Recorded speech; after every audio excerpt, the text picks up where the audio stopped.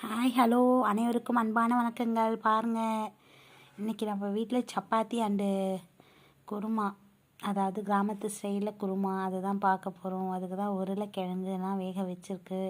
உருளைக்கிழங்கு பருப்பும் போட்டு வேக வச்சு எடுத்துக்கிட்டேன்.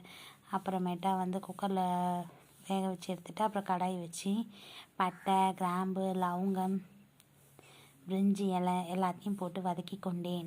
நெக்ஸ்ட்டு வெங்காயம், பச்சை மிளகாய், பூண்டு, தக்காளி எல்லாம் கட் பண்ணி வச்சுட்டேன். இப்போ வெங்காயம் சேர்த்துக்கிறேன்.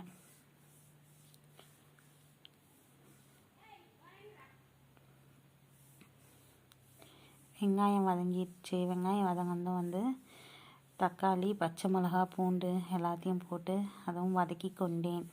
இந்த சப்பாத்திக்கு இந்த குருமா, அதாவது பருப்பு போட்டு இந்த குருமா செய்கிறோம் இல்லையா, உருளைக்கிழங்கு போட்டு, அது நல்லாயிருக்கும் காம்பினேஷன். நீங்கள் ஒரு வாட்டி ட்ரை பண்ணி பாருங்கள். ட்ரை பண்ணி பார்த்துட்டு சொல்லுங்கள். நிஜமாலுமே நல்லாயிருக்கும். பாருங்கள், உருளைக்கிழங்கு மசிச்சு வச்சா அதையும் ஆட் பண்ணிக்கிட்டேன் அது கூடவே. அப்புறமேட்டா நெக்ஸ்ட்டு இந்த பருப்பு, அந்த பருப்பு இருக்குது இல்லையா, பருப்போட கடையல், அதையும் அது குடிச்சா இது பண்ணிட்டேன். பச்சை மிளகாய் இல்லாதவங்க மிளகாத்தூள் சேர்த்துக்கலாம். நான் பச்சை மிளகாய் இருந்ததுனால மிளகாத்தூள் சேர்க்கல. நான் பச்சை மிளகாவே ஃபுல்லாகவே சேர்த்துக்கிட்டேன், காரமாக இருக்கிறதுக்கு, எங்கள் காரத்துக்கு ஏற்ப. பச்சை மிளகா, மிளகாத்தூள் ரெண்டும் வேணுனாலும் நீங்கள் காரத்துக்கு ஏற்ப சேர்த்துக்கலாம். நான் ஒன்லி பச்சை மிளகா மட்டும் சேர்த்துட்டேன். அப்புறம் நமக்கு தேவையான அளவு தண்ணி ஆட் பண்ணிக்கிட்டேன். கிரேவியாக வேணால் கிரேவியாக, இல்லை கொஞ்சம் இதுவாக வேணால் இதுவாக, அது மாதிரி உங்கள் இஷ்டம். நீங்கள் ட்ரை பண்ணி பாருங்கள். சப்பாத்திக்கு இது மாதிரி நீங்கள் ஒரு வாட்டி ட்ரை பண்ணி பாருங்கள். ட்ரை பண்ணி பார்த்துட்டு எப்படி இருக்குதுன்னு சொல்லுங்கள். அப்புறமேட்டா கொஞ்சம் லைட்டாக பிரியாணி மசாலா, சிக்கன் மசாலா இருந்தால் அதுவும் சேர்க்கலாம், அதுவும் நல்லாயிருக்கும். பிரியாணி மசாலா தான் இருந்தது, ஸோ அதான் ஆட் பண்ணிக்கிட்டேன். நல்லா காரம் வேணும்னா பச்சை மிளகா அண்டு மிளகாத்தூளும் ஆட் பண்ணிக்கலாம். ஓகே, பச்சை மிளகா நிறையா இருந்தாலும் நான் காரத்துக்கு ஏதாச்சும் ஆட் பண்ணிவிட்டேன்.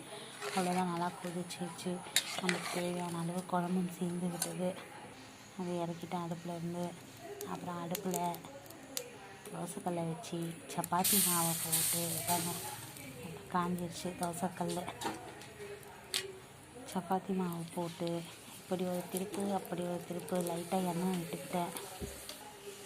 லைட்டாக எண்ணெய் விட்டு நல்லா வருது பாருங்கள். நல்லா வாங்க, ரெடி ஆகிட்டு வாருங்கள். சுடுதா, ஊதி சாப்பிடுங்க.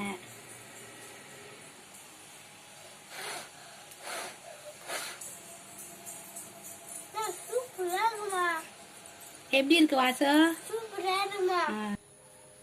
வாங்க சாப்பிடலாம்.